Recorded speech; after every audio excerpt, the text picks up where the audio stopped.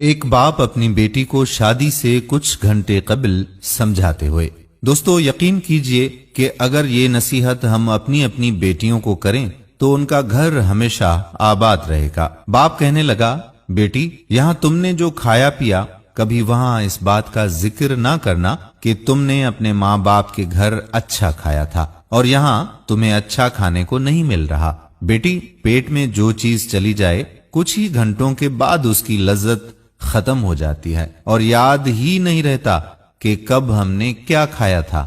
کھانے پر کبھی کسی کے ساتھ بحث نہ کرنا، جو مل جائے شکر کر کے کھا لینا۔ باپ کہنے لگا، بیٹی خاموشی سے اپنے باپ کی نصیحت سننے لگی۔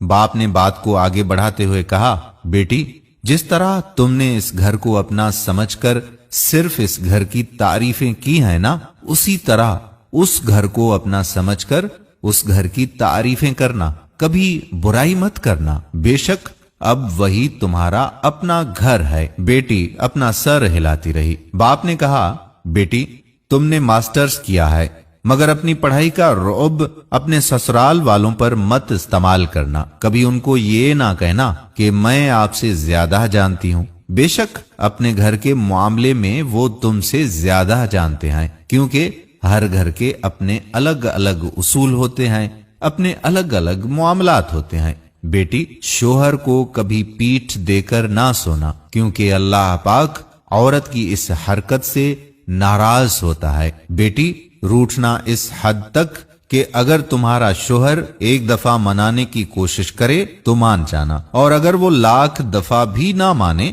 تو 1,00,001 دفعہ پھر سے کوشش کرنا اسے منانے کی۔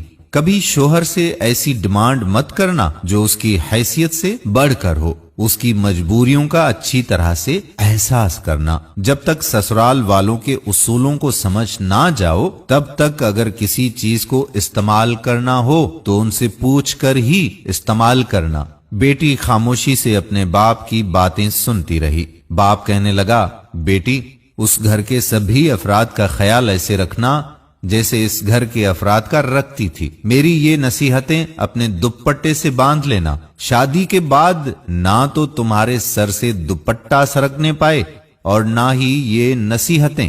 دوستو کتنی کمال کی نصیحتیں ہیں۔ اگر ہر باپ اسی طرح سے یہ نصیحتیں اپنی بیٹی کو کرے تو اس کی ازدواجی زندگی سنور جائے گی اور سسرال میں وہ ملکہ کی طرح حکمرانی کرتی رہے گی۔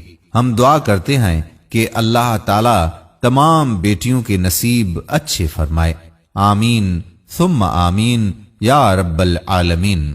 دوستو ہم امید کرتے ہیں کہ آج کی ہماری یہ ویڈیو آپ کو ضرور پسند آئی ہوگی۔